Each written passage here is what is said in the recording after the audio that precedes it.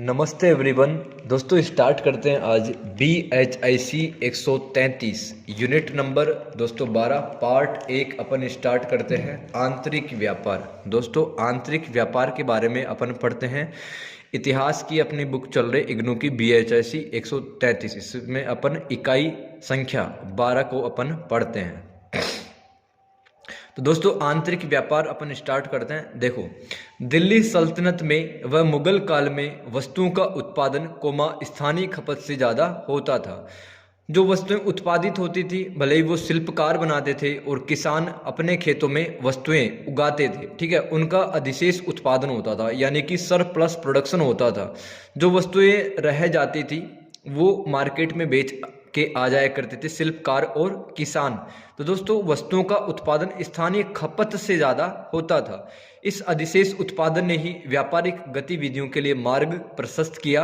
कृषि उत्पादों की यह व्यापारिक गतिविधि खेत में अनाज उत्पादन के साथ ही शुरू हो जाती ही। शिल्प उत्पादन के क्षेत्र में व्यापारिक गतिविधि शिल्पी के घर से शुरू हो जाती थी। यह गतिविधि स्थानीय प्रांतीय अंतर प्रांतीय। दोस्तों अंतर प्रांतीय का मतलब क्या है? एक प्रांत से अगर दूसरे प्रांत के बीच में अगर कोई व्यापार होता है तो उसको अंतर प्रांतीय व्यापार कहते हैं। यहाँ पर प्रांतीय व्यापार का मतलब है कि एक ही प्रांत के अंदर अगर वस्तुओं की खपत होती है तो उसको प्रांतीय व्यापार कहते हैं। और देश के बाहर कई स्तरों पर घटित होती थी, मतलब विदेशों से भी सामान आता था भारत में, जैसे कि काबुल से, जैसे कि ईरान से भारत में सामान आता था। तो राजनीतिक स्थिरता व उत्पादन में वृद्धि के कारण व्यापारिक गतिविधियों में तेजी आई। व्यापार में कई गुना वृद्धि हुई। परिणाम स्वरूप व्यापार में हिस्सा लेने वाले विशेष समुदाय जैसे कि दलाल सर्राफ का उदय हुआ। दोस्तों थोड़ी देर में अपन समझेंगे दलाल और सर्राफ की क्या भूमिका व्यापारिक गतिविधियों में होती थी। बैंकिंग व्यवस्था हुंडी और ऋण पत्र लेना व देना व्यापारिक भागीदारी बीमा का प्रचलन भी था। दोस्तों हुंडी क्या होती है? जैसे कि एक किसान महाजन के पास में जाता है और किसान महाजन को कहता है कि मुझे कुछ पैसा चाहिए लोन के रूप में। तो दोस्तों जो महाजन था ना, किसान को एक डॉक्यूमेंट देता था, एक लिखित पत्र देता था, उसमें लिखा होता था कि आपको ऋण इतना चुकाना है और इस ब्याज दर के साथ में चुकाना है। उस दस्तावेज को, उस डॉक्यूमेंट को क्या कहते हैं? अपन हुंडी कहते हैं, ठीक है। व्यापारिक भागीदारी का मतलब क्या है? जब एक व्यापारी दूसरे व्यापारी के साथ मिलकर के, ठीक है, राजस्व बढ़ाता था, कमाई बढ़ाता था अपनी, उसको व्यापारिक भागीदारी कहते हैं। बीमा का प्रचलन भी था। तो दोस्तों स्टार्ट करते हैं। ये तो अपना परिचय था, भूमिका थी, इंट्रोडक्टरी पार्ट था। अब मेन पॉइंट पे आते हैं। दिल्ली सल्तनत के अधीन व्यापार तथा वाणिज्य, इसमें अपन समझते हैं 13वीं 14वीं शताब्दी में बहुत सारे छोटे व बड़े नगर अस्तित्व में आए। इन नगरों को शिल्प उत्पादन हेतु कच्चा माल व अस्तित्व के लिए भोजन की आवश्यकता थी। अलाउद्दीन खिलजी, जिसका शासनकाल 1296 से लेकर 1316 ईस्वी के बीच में रहा है, मतलब 20 साल तक शासन किया है अलाउद्दीन खिलजी ने, ठीक है। तो अलाउद्दीन खिलजी के समय भू राजस्व नगद के रूप में लिया जाने लगा। भू राजस्व में ग्रामीण मध्यस्थ वर्गों जैसे कि खोत, चौधरी, मुकद्दम, इनका काम था किसानों से कर वसूलना। तो इनका हिस्सा घटा दिया गया था, क्योंकि दोस्तों ये गलत तरीके से पैसे कमा रहे थे। अलाउद्दीन खिलजी ने सख्ती दिखाई थी इन मध्यस्थ वर्गों पर। इन दोनों कारकों ने व्यापार के विकास में योगदान दिया। कौन कौन से दो कारक? एक तो शिल्पकारों को कच्चे माल के लिए गांव पर निर्भर रहना पड़ता था, साथ में नगर में जो लोग रह रहे थे उनको खाद्यान्न वस्तुओं के लिए भी गांव पर निर्भर होना पड़ता था, ठीक है। तो इन दोनों कारकों ने व्यापार के विकास में योगदान दिया। भू राजस्व का नगद भुगतान करने के लिए किसानों को अपनी अतिरिक्त उपज तुरंत बाजार में व्यापारियों को बेचनी पड़ती थी। व्यापारियों को नगरों के रूप में ऐसे बाजार प्राप्त थे जहां वे अनाज व खाद्यान्न बेच सकते थे।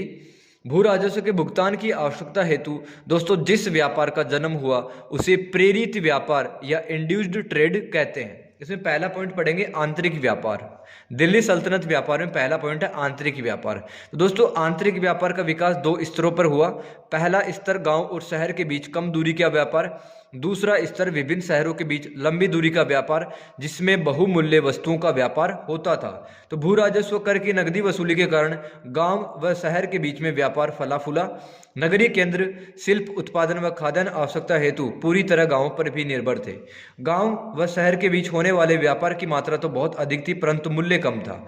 यह व्यापार मुख्यतः गेहूं, चावल, चना, गन्ना आदि खाद्यान्नों में तथा शहरी शिल्प उत्पादन के लिए कच्चे माल, कपास जैसी वस्तुओं का होता था। इससे गांव से निरंतर निकासी को जन्म दिया।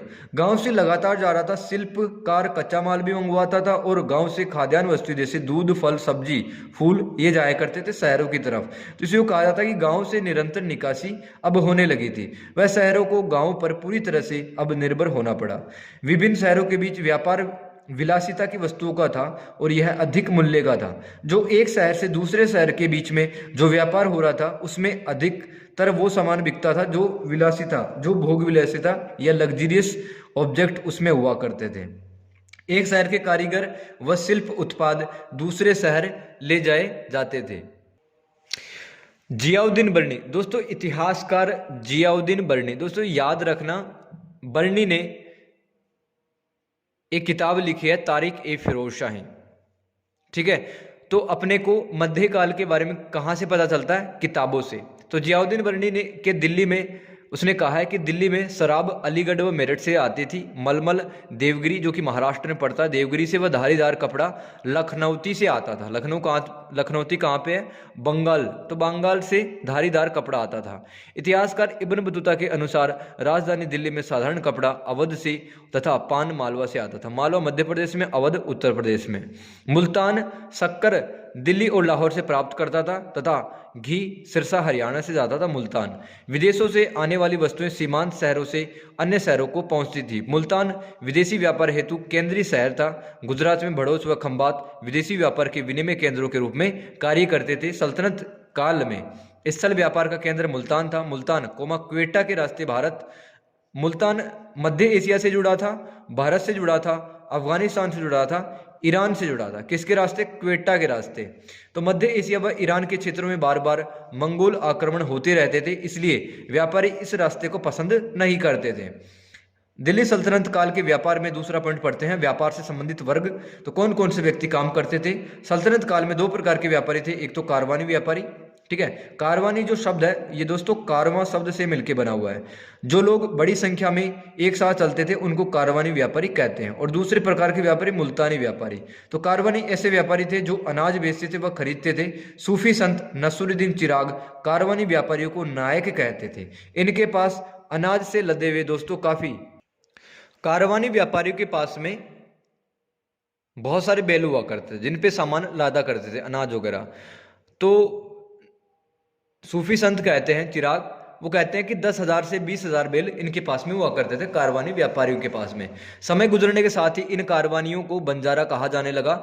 ये बंजारे समूहों में रहते थे, मतलब घुमक्कड़ टाइप के थे, घुमंतु समुदाय था इनका। इनका प्रमुख नायक कहलाता था। कारवानियों का जो प्रमुख था वो नायक कहलाता था। और दूसरे प्रकार के व्यापारी मुल्तानी व्यापारी। दोस्तों मुल्तानी व्यापारियों के हाथ में लंबी दूरी का व्यापार होता था। ये ब्याज और व्यापार दोनों का ही काम करते थे, मतलब ब्याज पर पैसा देना किसी को और व्यापार करना, दोनों काम थे मुल्तानी व्यापारियों के। मुल्तानी इतने धनी थे कि ये कुलीन वर्ग को भी पैसा ब्याज पर देते थे। और मुल्तानी में कुछ हिंदू व मुसलमान व्यापारी थे। दोस्तों बर्नी एक व्यापारी है, बड़ा व्यापारी हमीदुद्दीन मुल्तानी। इसको दोस्तों कहता मलिक उत तुजार था, मतलब एक महान व्यापारी था हमीदुद्दीन मुल्तानी, क्योंकि बहुत ज्यादा पैसा था इसके पास में। अनेक धार्मिक व्यक्ति भी मध्य एशिया से दिल्ली तक व्यापार करते थे। एक सूफी दिल्ली और गजनी के बीच में दासों के व्यापार में संलग्न था। दोस्तों दलाल के बारे में पढ़ते हैं। एक यह वस्तु बेचने व खरीदने वालों के बीच एक मध्यस्थ व्यक्ति के रूप में काम करके दिल्ली सल्तनत के व्यापार में महत्वपूर्ण भूमिका निभाता था। इसके बदले वह कुछ कमीशन लेता था। दलाल बर्नी इनको हाकिमान ई बाजार, बर्नी इनको क्या कहता है? दलालों को हाकिमान ई बाजार कहता है, यानी कि ये बाजार के स्वामी थे। दलाल बाजार में कीमतें बढ़ाने हेतु भी उत्तरदायी थे। अलाउद्दीन दलालों से पूछता था कि प्रत्येक वस्तु के उत्पादन में कितनी लागत आएगी। दलालों के एक प्रमुख को दलाल प्रधान कहा जाता था। ठीक है दोस्तों, इतना महत्व था दलालों का। अलाउद्दीन खिलजी खुद बुलाता था और कहता था कि हमारे जो मार्केट में बिके ये चीज, ठीक है, तो इनका कितना मूल्य हम रखें। दलालों का इतना महत्व था। तो दलालों के प्रमुख को दलाल प्रधान कहा जाता था। इसका एक निश्चित संघ भी होता था दलालों का। अलाउद्दीन ने इन दलाल प्रधान दलालों पर सख्ती दिखाई दोस्तों, क्योंकि ये भी थोड़ा सा पैसा ज़्यादा कमाने लगे थे एक टाइम पर, तो अलाउद्दीन खिलजी ने सख्ती दिखाई व इन्होंने अपनी खोई हुई शक्ति व प्रतिष्ठा फिरोज शाह तुगलक के टाइम पर प्राप्त कर ली थी। फिरोज शाह तुगलक का टाइम पीरियड ध्यान में रखेंगे, शासनकाल 1351 से लेकर 1388 ईस्वी के बीच में रहा है। फिरोज शाह तुगलक ने दलालों पर लगाए जाने वाले कर, दलाल ए बाजार भी खत्म कर दिया। एक प्रकार का कर लगाया जाता था दलालों पर, दलाल ए बाजार, उसको भी खत्म कर दिया फिरोज शाह तुगलक ने। तुगलक काल में बेचने वाले व खरीदारों के बीच में अगर सौदा नहीं भी होता हो तो दलाल को कमीशन मिलता ही मिलता था। ठीक है, ये व्यवस्था कर दी थी फिरोज शाह तुगलक ने। और दोस्तों सर्राफ के बारे में समझते हैं। यह भी महत्वपूर्ण व्यावसायिक वर्ग था। यह मुद्रा विनिमय का काम करता था, मतलब एक मुद्रा को दूसरी मुद्रा में बदलने का काम करता था सर्राफ। ये विदेशी व्यापारियों के द्वारा लाई गई मुद्रा की धातु की शुद्धता की जांच करते थे व सिक्कों के विनिमय दर भी निर्धारित करते थे। वे हुंडी व ऋण पत्र भी जारी करते थे। सराफा व्यापारी एक बैंक की तरह काम करता था। तुर्कों के आगमन के बाद में कागज के प्रचलन के कारण हुंडी की प्रथा तेजी से बढ़ी। अपने काम के बदले सराफ अपना कमीशन लेते थे। वास्तव में दिल्ली सल्तनत काल में दलाल व सराफ के बिना कोई भी व्यापारी अपना व्यापार नहीं कर सकता था। दिल्ली सल्तनत में अपन तीसरा पॉइंट पढ़ते हैं, व्यापारी वहन के साधन। ठीक है, मोड्स ऑफ ट्रांसपोर्टेशन। तो दोस्तों माल ढोने के लिए पशु और बैलगाड़ी दोनों का प्रयोग होता था। इब्न बतूता कहता है कि 3000 बैलों पर 30,000 मन अनाज को लादकर अमरोहा से दिल्ली ले जाया जाता था। ठीक है, तो दोस्तों एक मन में होता है 40 किलो। तो इब्न बतूता कहता है कि अमरोहा यानी उत्तर प्रदेश में एक अमरोहा स्थान है, अमरोहा से दिल्ली एक झुंड आ रहा था बैलों का, 3,000 बैल थे, उन पे 30,000 मन अनाज लदा हुआ था, तो दिल्ली आ रहा था वो। ठीक है, इतिहासकार अफीफ के अनुसार बैलगाड़ी चलाने वाले को पैसा देकर लोग यात्रा भी करते थे। माल ढोने वाले पशु परिवहन का बहुत सस्ता साधन था। रेगिस्तानी मार्गों में पशु बड़ी संख्या में झुंडों में चलते थे। इब्न बतूता के अनुसार रास्तों की निगरानी हेतु रास्तों में एक निश्चित दूरी पर मीनारें बनवाई गई थी ताकि व्यापारियों की स्थिति को देखा जा सके। अगर कोई रास्ते में अगर व्यापार में अड़चन कर रहा है तो उस पर भी कार्रवाई की जा सके, इसलिए बड़ी बड़ी थोड़ी सी बिल्डिंग बनाई गई थी। ठीक है, उनको वॉच टावर कहा जाता था। दोस्तों एक किताब है मसालिक उल अबसार। मसालिक उल अबसार किताब के अनुसार राज्य द्वारा व्यापार को अनुकूल बनाने हेतु हर संभव प्रयास किए जाते थे। हर पड़ाव पर एक सराय बनाई जाती थी। दोस्तों सराय क्या होता है, मतलब जिसमें पानी भरा होता है। ठीक है, एक सराय मतलब एक लंबा सा गड्ढा, ठीक है, जिसमें एक पानी भरा होता है, तो पानी पीने के लिए सराय बनाई जाती थी जहां पर भी उनका पड़ाव होता था, व्यापारियों का रुकते थे जहां पर वो। तो बंगाल में बाढ़ रोकने हेतु लंबे बांध बनाए गए ताकि व्यापारियों को कोई भी प्रकार की कोई दिक्कत ना हो। बंगाल में बाढ़ रोकने हेतु लंबे बांध बनाए गए। नदियों के मार्ग से थोक माल ले जाने हेतु नाव की व्यवस्था की जाती थी, जबकि समुद्री व्यापार हेतु जहाजों की व्यवस्था की जाती थी। दोस्तों एक और टॉपिक पढ़ते हैं, ठीक है, फिर क्लास को खत्म करते हैं। व्यापारिक प्रतिष्ठान और राज्य। दोस्तों राज्य द्वारा विभिन्न व्यापारिक गतिविधियों पर टैक्स लगाया गया। माल इधर उधर ले जाने हेतु भी व्यापारियों को कर व चुंगी कर देना पड़ता था। जैसे कि आज टोल टैक्स देना पड़ता है, वैसे ही व्यापारियों को जब एक जगह से दूसरी जगह वो सामान ले जाते थे तब उनको चुंगी कर देना पड़ता था। राज्य की कुल आय में इन स्रोतों से होने वाली आय भू राजस्व की तुलना में काफी कम थी। शहर वाणिज्यिक गतिविधियों के केंद्र होते थे। प्रशासनिक अधिकारी व्यापार में आने वाली अड़चनों को दूर करते थे। कोतवाल की जिम्मेदारी कानून व्यवस्था, शांति सुरक्षा बनाए रखना था। प्रतिदिन के कामकाज, व्यापार से संबंधित नियम व कायदे व्यापारिक समुदाय स्वयं बनाता था। व्यापारियों की अपनी श्रेणियां व संगठन हुआ करती थी। तो व्यापारियों पर अगर कोई दमन करता है, अत्याचार करता है, तो संगठनों के माध्यम से समस्याओं को हल किया जाता था। महाजन का प्रयोग दोस्तों बड़े व्यापारी के लिए होता था। अहमदाबाद में बताया जाता है कि उस समय दिल्ली सल्तनत काल में 53 महाजन थे। व्यापारियों के जाति आधारित भी दोस्तों व्यापारी है वो जातियों के आधार पर भी बटे हुए थे। ठीक है, शहर के सबसे प्रभुत्वशाली और सबसे ताकतवर जो सबसे अमीर व्यापारी होता था उसको कहा जाता था नगर सेठ, जिसके पास में सबसे ज्यादा ताकत हुआ करती थी, जिसके साथ में सबसे ज्यादा पैसे होते थे उसको नगर सेठ कहा जाता था। नगर सेठ का पद आनुवंशिक होता था। वह नगर सेठ राज्य और व्यापारिक समुदाय के बीच में कड़ी का काम करता था। महाजन व्यापारियों के बीच झगड़े व विवाद सुलझाने का काम भी करता था। मुगल प्रशासन ने भी इन महाजनों को मान्यता दी व मतभेद संघर्ष की स्थिति में इनसे सहायता मिली मुगल प्रशासन ने। तो दोस्तों नगर सेठ और महाजन काफ़ी प्रभुत्वशाली और धनी व्यापारी थे। मुगल प्रशासन प्रशासनिक व व्यापारिक नीतियां भी महाजनों की सहायता से बनाता था।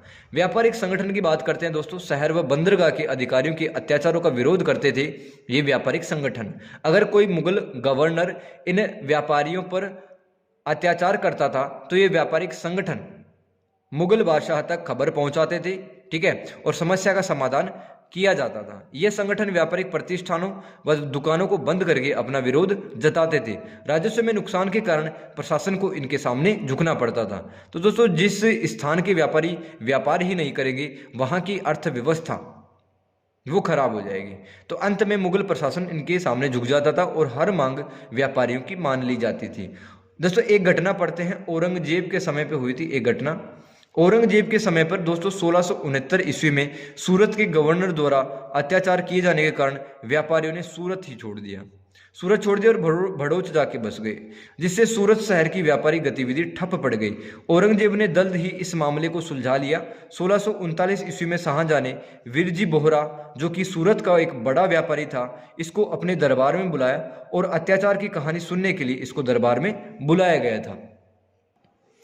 शाहजहां के बेटे मुराद ने नगर सेठ शांतिदास से 5.5 लाख रुपए लिए थे, जिसका भुगतान मुराद की मृत्यु के बाद में औरंगजेब ने किया था। दोस्तों नगर सेठ काफ़ी ज़्यादा ताकतवर था, काफ़ी ज़्यादा पैसे थे, तो कई बार तो मुगल सम्राट भी पैसे लेता था, ठीक है। व्यापारी दरबार की राजनीति से दूर रहा करते थे। कुलीन वर्ग कभी कभी व्यापार करता था, जैसे शाइस्ता खान जो कि औरंगजेब का मामा था, ठीक है। छत्रपति शिवाजी महाराज का दमन करने के लिए शाइस्ता खान को दक्षिण का गवर्नर बनाया था, दक्षिण का सूबेदार बनाया था औरंगजेब ने। तो दोस्तों शाइस्ता खान ने सोरा पर एकाधिकार स्थापित करने की कोशिश की थी। इस तरह से मीर जुमला, दोस्तों मीर जुमला भी औरंगजेब के टाइम पर बंगाल का सूबेदार था। मीर जुमला हीरे का व्यापार करता था और निचले स्तर के कुछ अधिकारी भी थे जो कि व्यापारी गतिविधियों में हिस्सा लेते थे तथा जोर जबरदस्ती के तरीके अपनाते थे। तो दोस्तों ये वाला पार्ट खत्म हो चुका है, मिलते हैं नेक्स्ट क्लास में, तब तक के लिए गुड बाय।